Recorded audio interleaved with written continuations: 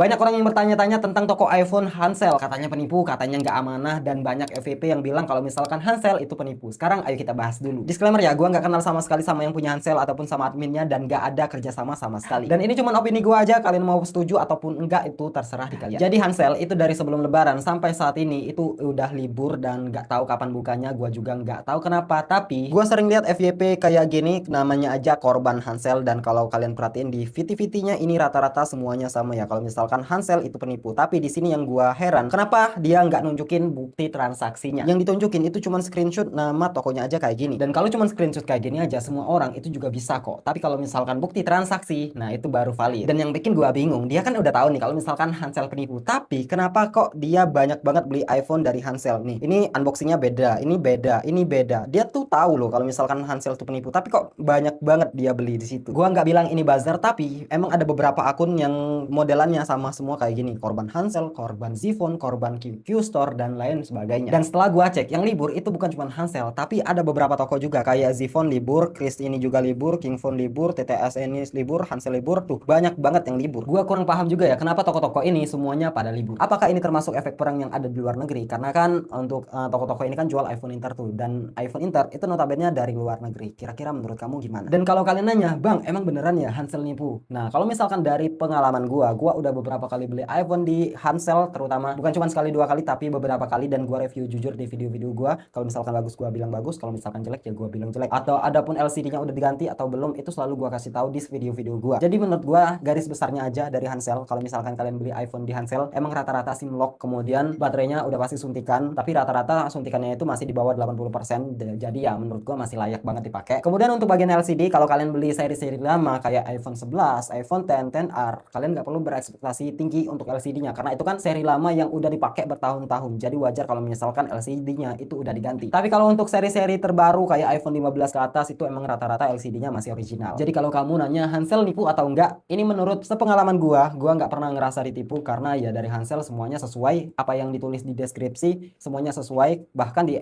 deskripsi di foto produk itu dijelasin kalau misalkan baterai health-nya rata-rata suntikan, kemudian LCD-nya juga ada yang ganti, ada yang juga enggak. Dan menurut gua ya dia terbuka dan ngomong apa adanya aja. Nah, sekarang gua nanya, kalau kalian emang korban dari Hansel, coba tulis di kolom komentar kalian korbannya itu apa, kena tipukah atau apakah, dan tunjukin bukti transaksinya. Biar gua tahu kalau misalkan emang Hansel ini banyak tipu orang, gua tahu dan gua nggak akan ngerekomendasiin lagi, karena kan gua ngerekomendasiin itu berdasarkan pengalaman gua yang gua beli sendiri pakai akun samaran, bukan akun asli gua ya. Gua pakai akun samaran dan gua review jujur. Jadi buat teman-teman kalau misal ngerasa emang ditipu, tulis aja di kolom komentar plus tunjukin bukti transaksinya biar gua percaya.